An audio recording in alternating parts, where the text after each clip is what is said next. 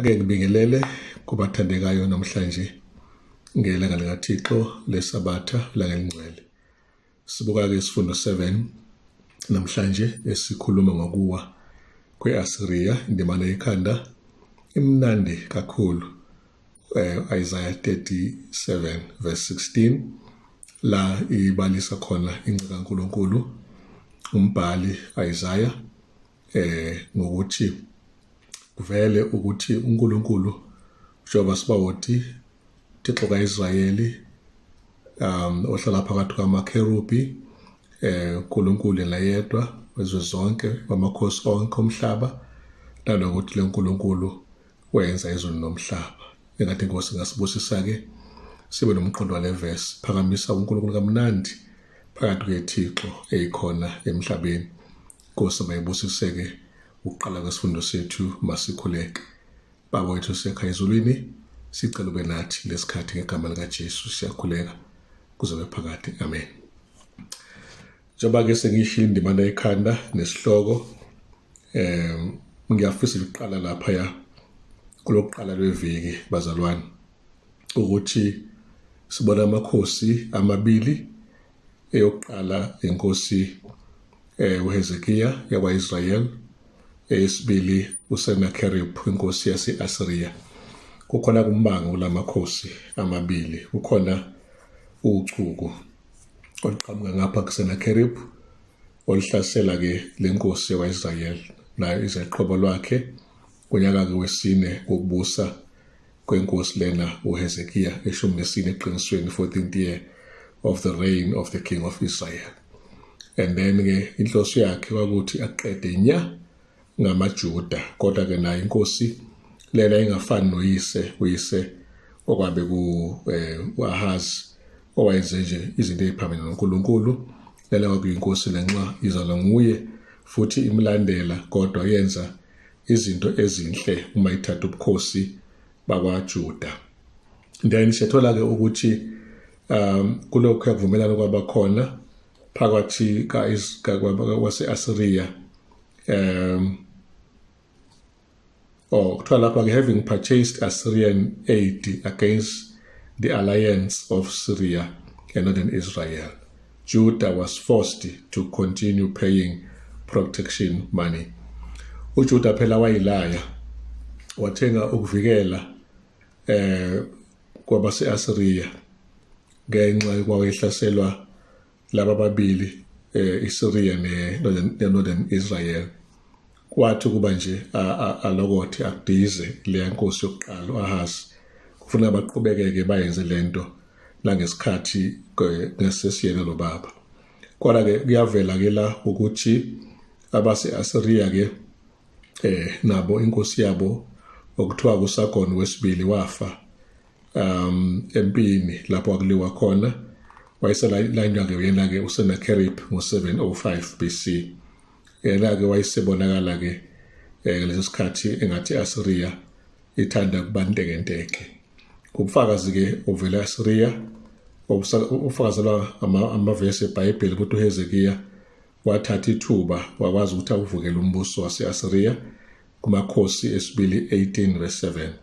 Ethatha-ke ngesidlova umholi wakhona wayengamsani ne-Asiriya eyabe ilwa ngaleso sikhathi leso kuleyo ndawo kulelwa kuyona. Ngelishwa-ke kuyena uHezekiya akaphelisise kahle ukuthi kwakukhona usivumelwano esasikhona noma kwakhona inkani enkulu i-Asiriya eyabe inayo. Kodwa ngo-701 uSennacherib wabonakala ukuthi uyanqoba ingxenye eyithile zombuso wakhe, and then wabe esethatha-ke indawo yasePalestine, eshiya-ke uJuda ebonakala ukuthi usehlaselekile futhi ebonakala ukuthi isibeni esibuthakathaka. Kodwa uma ubheka iChronicles esibili sahluko 32 1-8 kukhona izinto la uHezekiya azenza ukulungisa isimo, elungiselela ama-Israyeli ukuthi abhekane nesimo. Kokuqala uthinta abaholi ayinabo esizweni ukuthi-ke bathi ukubonisana-ke namakhomanda akhona. Okwesibili yayivala imithombo kanye nemifula lapho ukuze laba bayizitha bangabe besazuza. Wayesenza ke izikhali uba bahlobo nabo kaIsrayeli babe nezikhali. Kwasukuthi okwesine ke wayesekhuleka ecela kamandla kuNkulunkulu kaIsrayeli. Uma lokho kwenza ke ngesikhathi ke uheza kayabona ukuthi uSennacherib uhlose ukulithatha eJerusalema ikomkhulu lelizwe lakwaIsrayeli alezi lawulwe ngabase-Asiriya. Wabona ukuthi angabhekani nenqo ngoba wabonakala ke naye ukuthi endaweni zakhe eziqinileyo unezimpi ezikhulile kodwa futhi okukhulu kakhulu kunqamula amanzi ayivela eJerusalem. And then okuqhamukayo la ukuthi ichibi leSiloam liqhamuka ke kulesi sikhathi senkosi uHezekiya njengoba silithola kukhulunywa ngalo kwiTestament Elisha ngemihla kaJesu lapha ke emhlabeni. Okukhulu kakhulu futhi ukuthi ibutho elalikhona likaHezekiya kwake khona kuphela uba nebutho kodwa kwakunokuhlinzeka isimo sobuholi bekamoya laba afuna khona ukuthi bamcele uNkulunkulu abasize ngekhathi zabo zokwesaba nokwethuka. Kodwa ke inkosi yakwaJuda ke yayilokhu ibesolokukhulu ukuthi ilungiselele ukubhekana nesitha inakho nayo kuba ilwe inabantu abangakuyo ebahlanganisile abayibutho ukuze balwe ngokukhuthala babhekane nesitha. Ngibuke lapha nje isifundo engiphuma naso esithi uMam White kwezinye incwadi zakhe ukhuluma nge-prayer and effort. Ngiyabuka ukuthi beza lokho la bathandaza kodwa futhi beza nemizamo okusho ukuthi umuntu wena namhlanje ukuze siphumelele kufuneka sibe nokusebenza nokuthandaza nokusebenza. Uma kucombined kokubili kuhlangene kuba nomphumela omuhleke. Ipropaganda ke ngilibale kakhulu ngayo kodwa ilapho sibona khona isichwenzi sase-Asiriya sidelela uJuda noNkulunkulu kaIsrayeli ngokuthi isona sinamandla nje akekho umuntu ongama phambi kwaso naye uNkulunkulu kaIsrayeli ngeke ame phambi kwaso nakho konke naye inkosi uHezekiya noJuda ngeke nje azame phambi kwaso ngoba sisicitha amakhosi amakhulu nendawo eqinisiwe noNkulunkulu bezizwe ezihlukene sesiyichithile sisida amagama amaningi nje ayinocuku phakathi ayinomlando futhi nokudelela kodwa khona manjalo.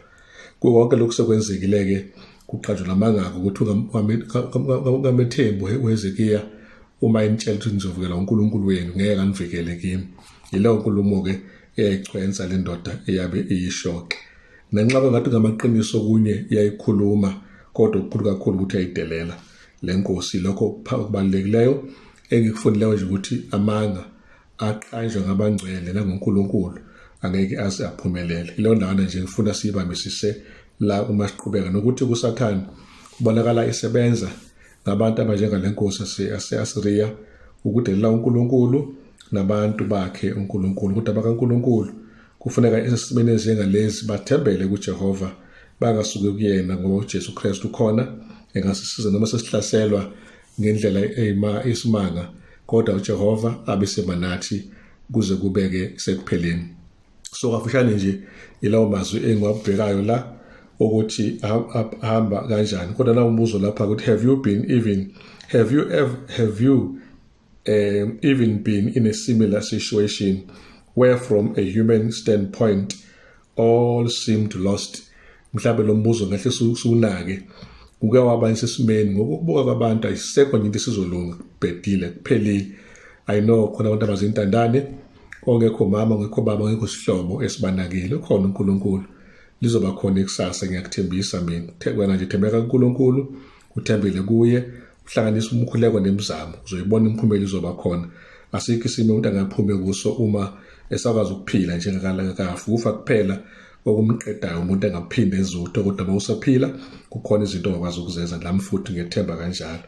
Ithi lapha ke what was your only recourse? Iphindela kuphela ongabhekisana la ngesimo sakho. Ngithi ke mina ukuthemba uJehova zonke isikhathi. Ithi ke lapha bawuthanda ke lentshumayela le ndawana izothini imicabango yakho ngale mbuzo ngicela uyixoxe nabanye angazi ke nobandla bemndenini uma ngabe ukuthi isifundo sifundeka emndenini. Bakithi propaganda ngeke iziphumelele no matter who puts it together, ngeke iziphumelele uNkulunkulu khona. Uma siqeda udaba lepropaganda esesithe thinta kancane kuyo, sibuka isigaba esinye la esithi shaken but not forsaken. Sikanyakaziswa kodwa asideliwe, asilahliwe. Lapha sibona inkosi uSennacherib ekhukhumele, sibone inkosi uHezekiya ethobekile, ethembele kuNkulunkulu nasemkhulekweni. Isaiah 36:21-37 verse 20. Lapha ngitholile nje ngaze ngabhala ngathi uma uMthixo engakithi akekho ongamelana nathi.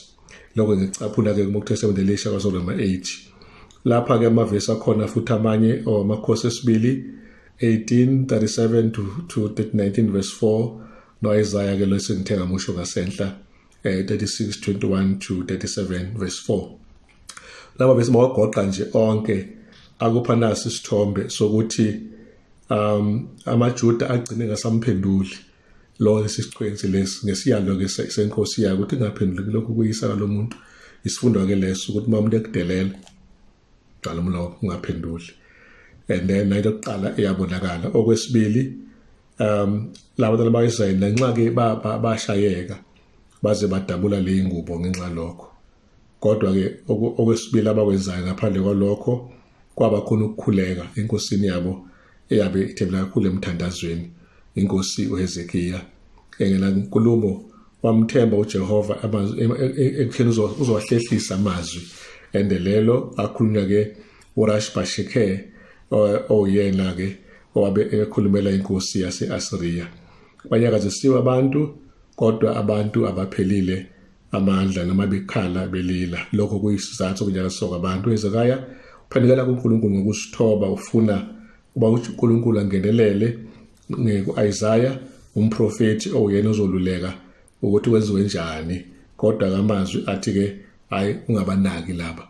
Yileso siluleko abasithola ke abakaThixo. Namhlanje ngisho njalo singanaki ichwenzi zosihlanyisa zosomphendulo ihlanya njengehlanya.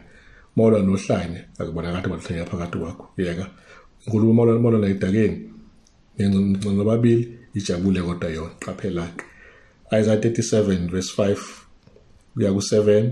Yini ke eyenzekile ukukhuthaza uHezekiya uNkulunkulu na uNkulunkulu ukhulumile wathi into engizoyenza nje wena umuntu wami ngizonika lo muntu uzothola nje amazwi azomenza ezosengathi khonteza kala yabaleke abuyile kubo akahlaselwe uIsrayeli.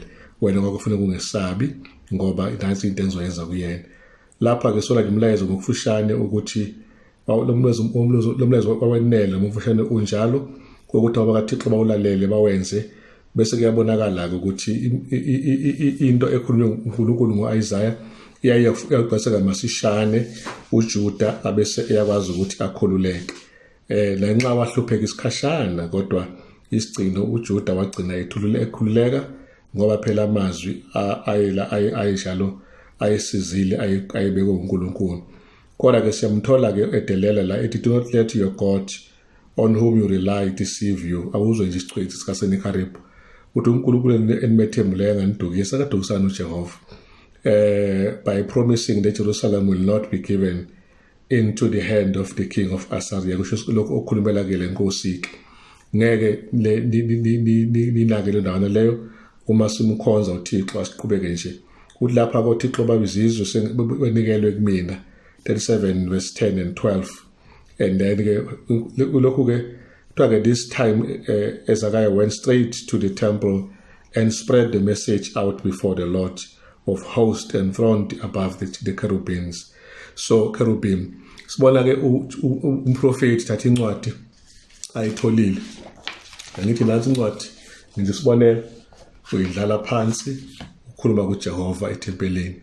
uNkulunkulu uyakuzwa ukukhala kwakhe and kuyalunga kuhamba kwesikhathi. Leyo nto esiyitholayo yini kodwa ayibona ukuthi nansi icrisis ekhona eJerusalem. Icrisis ke nansi ithi lapha ke Sennacherib had pointedly attack Hezekiah's strongest defense, faith in God. Nayo into enkulu eyayihlaselekile inkolo kuNkulunkulu. Iyona ke kwafuneka angavumi uba ilahleke noma iphele ngoba vele wayihlasele yona ngenkulumo ayikhulumile uSennacherib. Rather than buckling under Hezekiah appealed to God for to demonstrate his who he is, and ngempela uNkulunkulu aziveza ukuthi ubani, uthi awusinsiseleni sakhe kuba onke amakhosi omhlaba azi ukuthi wena unguJehova wena wedwa. Hezekiah 37 verse 20. Ivesi emnandi kakhulu le engayikhula ngayo lisemncane noma sengikhule ngiyithanda kakhulu. So ilawo mazwi ke bahlobo ukuthi siyanyakaziswa kodwa sinjani asideliwe, nakho inkosi mayisinike lo umqondo singawulahli. And then masihlabela phambili indaba ke yonke Hezekiah 37:21-38 ngeke ngisho yonke kodwa kufanele sifunde amavesi noma seke siwafunde nje lesikhathi konga isikhathi 37:21-37 Isaiah lasibona khona uNkulunkulu wayiveza ukuthi ubani wamehlula uSenakherib ngendlela uNkulunkulu ayethembise ngayo, kwabulawa amasotsha ase-Assyria. Ingelosi kaNkulunkulu ayikhu 185,000 afa la masotsha. uIsrael engazange alwe wanqoba uIsrael ngoba uNkulunkulu wamsindisa. Mkhulu ngempela uNkulunkulu futhi uJehova uyamangalisa. So ke lokho kubalekile ukugcwele ukuthi umlando wonke wangaphambili uyakuveza ukuthi ayikaze yenzeke lento yokuthi iAssyria liwunqobe uJuda ikakhulukazi phansi kobuholi buka Senakherib langesikhathi sobuholi buka Hezekiah. Lapha ke ithi lapha ke the God of the Hebrews had prevailed over the proud Assyrian. The honor of Jehovah was vindicated in the eyes of the surrounding nations. uNkulunkulu wamaHebheru wanqoba phezu kwama-Assyrian akhukhumele noma ayithwele. Udumo lukaJehova lakwazi ukuba lukhishwe phambili phakathi kwamehlo abantu bezizwe. In Jerusalem, the hearts of the people were filled with holy joy. Jerusalem, ihliziyo yabantu bakaNkulunkulu yayigcwele ukujabula okungcwele. Ellen G. White, Prophets and Kings, ikhasi 361. And then ke ile ndawana ke esiyithola ke ibalekile ke ithi kuba uSenakherib wayinqoba eJerusalem, kwakuyobe kusho ukuthi bayasuswa ke laba amaJuda even ebusweni bomhlaba, lahleke nobubona bengaphinde babeyibona.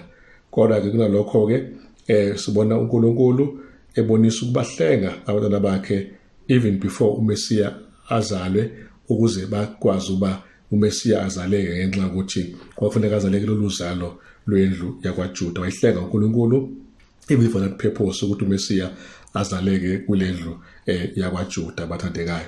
Ngakho ke indaba yonke ke ithi njena indaba mayiphela ithi nje uNkulunkulu ithi ke but God kept hope alive. Ithi ke babe sesimeni ama-Israel so ngathi ithemba liyalahleka kodwa uNkulunkulu waligcina ithemba labo liphila. And then umbuzo ke uthi ke what do you say to someone who not yet believing in the Bible or the God of the Bible ask this question? Was it fair that the Assyrian soldiers who just happened to be born where they were should die en mass like this? How do you personally understand the Lord's action here? Yebo, angiboni uNkulunkulu wenza iphutha uma kufa amasosha ase-Assyria phela ngoba ayibonakala comply nengqondo embi yomholi wayo. Manje ke uma nihamba ngokududana i-mob psychology niyawufa khona lapho ke lo eningini babe ngathi uNkulunkulu akathembekile if babehlukile kulomqondo obolileyo wenkosi yabo, babe umqondo munye. Ngakho ke uma befaka nje futhi kufanele ke bafo bahlomela vele ukulwa nama-Israyeli kaNkulunkulu eqinisweni. Ngakho ke nabo banephutha lokumhlasela uJehova, therefore uNkulunkulu makayiphindiselele kubona. Leyo ndawo ke sibuka namhlanje ukuthi indaba yonke iyaphelela ngokuthi uNkulunkulu wethu uyaphumelela. Izitha zakhe ziyahlulwa, ayivala umlomo, nokuthi ke uma lingekho ithemba, uma sikhola kuNkulunkulu uyaligcina liphila uNkulunkulu ithemba. So ilawo mazwi nje engithanda siwanake, uNkulunkulu ugcina ithemba liphila noma kwenzakalani. Singahlasela isitha, ingahlasela uSathane, singashaya izimo, ungabhimba empilweni, ungamnyama ungasabona iminyango evulekile, kodwa musakwazi ukuthi uNkulunkulu nakho la ngekhona ukhuleke kuyena uJehova akuzwe, uphendukele ngakuye, uJehova ukunikeza amandla ongakaze nawe uzwazi, bese uyibona suphumelela. Nami nje ngiphila ngalithemba, nawe phila ngalithemba, one day kuzolunga. Inkosi ibuseke saqhubekela phambili. Sesizwile indaba yethemba kaJehova lokuthi ugcina liphila. Uma sihlabela phambili sithola indaba kaIsaiah 38 and 39 inokuphazamisa okuncane le. Kodwa ku38 asiqale ngaye sibona ke ukugula kwenkosi le eyabe igula uIsaiah, kweze wafika wathi lungisa indaba zomzwa wakho ngoba uzodlula. Yathandaza ebheka odongeni, wayeza uNkulunkulu, wabuya uIsaiah wayitshela inkosi ukuthi ayisafi kodwa bengeza iminyaka 15 kuyona. That is a powerful miracle uNkulunkulu ayenzayo lapha yana ku chapter 38. Kodwa ke ku39 sesibona ukuceba kwakhe eseqhamisa khona manje mase kuqhamuka abantu baseBabylon abathintekile ngoba khonto yenza uNkulunkulu ayenza ethembisa ukuthi lento ayishilo ukuthi uzohlengwa inkosi yakwaIsrayeli uHezekiya.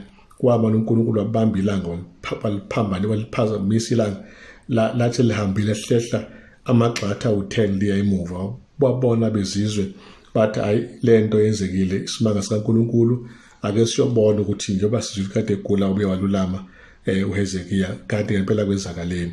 Kwakuyithuba lokuthi uHezekiya aveze uNkulunkulu ophilayo amphakamise ngelishwa, wakubonisa nje yonke incebo yakhe, igolide lakhe, isiliva lakhe, ikhali zakhe zempi, yonke into kukho akazange babonise khona. Wakhohlwa into eyodwa, ukuphakamisa uJehova. Uyabuza kuIsaiah, baboneni laba bantu endlini yakho, bavelaphi? Kuyashoqa, bavezela kude eBabylon, baboneni? Akukho engazange bakhombisa khona. Wakhohlwa ilento eyodwa, wasithi uNkulunkulu ngenxa lokho yonke into lapha endlini yakho noma engcebeni yakho noweshiyele ngoyise izohamba ye eBhabhele ngokuhamba kwesikhathi. Simbona engathukela kuthuka umprofeti wenkosi yethu ngoba ibona nje ukuthula ngesikhathi sayo. Ayindaba nekuzalo yayo izohlupheka ngenxa yokuba kuzobe sekufika isikhathi sokuba bahluphekele eBhabhiloni bethunjiwe ngesikhathi leso uNkulunkulu asikhulumayo. Kuyini ezoHezekiya yenze kanje? Imvelo yomuntu. Imvelo yomuntu iyinkinga. Uthi umuntu ade ecele kahle uNkulunkulu wamsiza athi angathola akhohle, ayibonge yena. La into engicela inkosi sisize kuyo. And then okunye ke futhi okwenzekileyo kwasekunakho nje ukuba nomina nokuphakama, mina esekhohlwa uNkulunkulu omenzela izinto, omnakile futhi omsizile eyimeni zonke engaphambili. Sesiyagcina ke ihlobo la sibuka khona incwadi iProphets and Kings 3:42 ithi ke lapha ke, only by one direct interposition of God could the shadow of the sundial be made to turn back 10 degrees, and this was to be a sign to Hezekiah that the Lord had heard his prayer. uNkulunkulu wangenelela, ilanga lahlehla ke ngamagxathu 10 njengoba kwakushiwo bazalwane. Lento yayikhombisa ukuthi uNkulunkulu umkhuleko wakhe uHezekiya uzwile. Ithi lapha ke ngokwelizwi ke lomprofeti, accordingly the prophet cried unto the Lord. Kahle umprofeti wakhala kuJehova, and he brought the shadow 10 degrees backward, by which it had gone down in the dial of Ahaz. uNkulunkulu ke wahlelisa ilanga ngayo ke lawo magxathu njengoba kwakwenzekile kuphambana nokho kwenzeke isikhathi kaSika-Ahaz. Umama wathi Prophets and Kings page 342. Ukuvakasha ke kwalabo abayizinceku beqhamuka kude beze kuHezekiya kwakuyithuba lokuphakamisa uNkulunkulu. Nayo into azange isebenzise kwakuyithuba, kwakulula futhi lokhu akukhumbule, atshela abantu ngoNkulunkulu amphakamise intweni zonke ngenxa yefavor yayizimpilweni yakhe nokugcina impilo yakhe ithemba labe selibalekile. Kodwa ukukhukhumala nobuze bezinto ayinazo Hezekiya enhlizweni yakhe wabe seyiphakamisela enhlizweni yakhe, esethatha ke esefusa konke kube ingcebo lena ibe ngeyakhe, ende abese kubonakala ukuthi lento uJehova ebacebise ngayo njengabantu bakhe. Inkosi ke lapha ibonisa indlu yayo nobugugu bayo nawo konke sekishilo isilva negolide, ama spices nokunye ke kwema perfume amahle kanye nezimpi nezikhalizayo nako konke kwingcebo kuyakubonisa lapha endlini akukho lutho alishiyayo konke okukubusa kwakhe ukuveza konke 39 verse 2 and then lapha iyaveza ukuthi into eyodwa kuphela angayenzanga ukukhazimlisa uNkulunkulu amphakamise kunalokho wayiphakamisa yena kubantu abayisihambi abavela ekudeni Castle 344 no 345 in the same book kaMam White Prophets and Kings. Isummary yesifundo ke ithi in response to the cry of a faithful king, God saved his people and showed who he is, the omnipotent king of Israel, who controls the destiny of earth and not only does he destroys those who attempt to destroy his people, he also provides opportunities for others, no matter how Babylonian become to become his people. So into esiyitholayo lapha ukuthi uNkulunkulu wasabela ukuthandaza ngokukholeka kwayo inkosi wayibonisa kwa uNkulunkulu wayibonisa khona nokuthi ubani nokuthi inkosi kaIsrayeli ovikelayo hayi kuphela ukuvikela kodwa nokuqothula bonke abantwana bakhe abakhethiwe ilokho kubalulekileyo kafushane. Uma ngiqoqa ke nje ihlobo eyokugcina imizuzu ngokubuka kwami amaphuzu amane engiwathandileyo elokuqala elokuthi uNkulunkulu uchithile ngempela iAsiria yayilwa naye nabantwana bakhe uNkulunkulu. Inkosi uHezekiya umkhuleko wakhe wamsebenzela uNkulunkulu amnikeza impendulo. Sifundo nathi masithandaze maqhamuka izinto esizimo ezizitha nabantu abayizitha abawuchitha egcineni bahlulwa ke wafa lenkosi yase-Assyria namabutho ayo 185,000 aqedwa Israel ngaphandle ukuthi alimali noyedwa ukubona ngoba uNkulunkulu wayenaye. Okwesiqala nokwesibili ipropaganda ngoNkulunkulu nabantu bakhe ayisoze yaphumelela namhlanje. Siyaqhayela manga kukhulu zonke izinto lezi ngathi singabefundisi singabazalwane uNkulunkulu ukhona asingasabi ngeke kwenzeke okunye. Okwesithathu siyanyakazisa kodwa asilahliwe. Lo magama ufuna sigcizelela kakhulu uma sigoqa isifundo sethu ukuthi uba shaken akusho ba forsaken. And then okugcina ke ukula kanye nengcebo okuguleni wenze okuhle wathandaza uthemba kuJehova kodwa engcebeni wasiyabhetha. Inkosi ngathi ngasinceda singathi ngoba sesida ayithi sikhohle uNkulunkulu owenza izinto lezi esinazo esesiright. Isifundo sethu ke sonke siphela lapho ke namhlanje ekugcineni mase sigoqa indimana ekhanda engiqale ngayo ake sibuke futhi one more time ukuthi lapha Jehova Sibawoti uNkulunkulu kaIsrayeli wena ohlala phakathi kwamakherubim uNkulunkulu wena wedwa uNkulunkulu yonke imibuso yomhlaba wenzile izulu nomhlaba. Le ndimana ngidinga ukuthi ngichaze kabanzi kodwa ngiyayithanda umbhakhethe kahle kakhulu umbhalo wesifundo ukuthi abhale yona njengendimana yekhanda inginika ithemba lokuthi ake simnikeze recognition uThixo bazalwane uNkulunkulu kaIsrayeli uNkulunkulu wethu yena yedwa uNkulunkulu nowamakhosi onke omhlaba nodaliso nomhlaba. Inkosi ngathi ngasibusisa ke uma sibala lenkonzo yethu ubusiseke nawe la ukhona asikhuleke nawe. uNkulunkulu siyabonga ithuba lokufunda izwi ake lihlale kithi izwi lakho liphile nathi siphile ngalo sinqobe lilingo nokusaba nakho ukudideka even inkosi COVID-19 siyayicelela kuwena ukuthi igcine ngokuphela egama likaJesu yena yedwa inkosi yakhuleka kuze bephakade. Amen.